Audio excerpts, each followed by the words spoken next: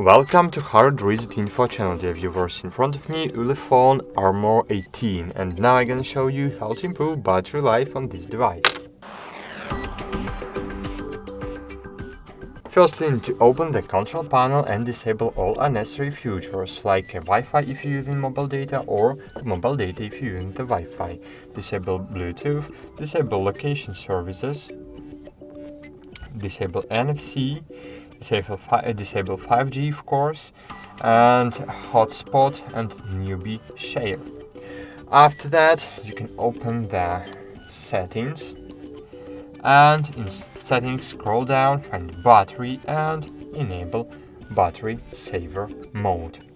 And the last thing you can do is to reduce the screen brightness. Using these parameters, your device will live several days from one charging. That's it. Thanks for watching and bye.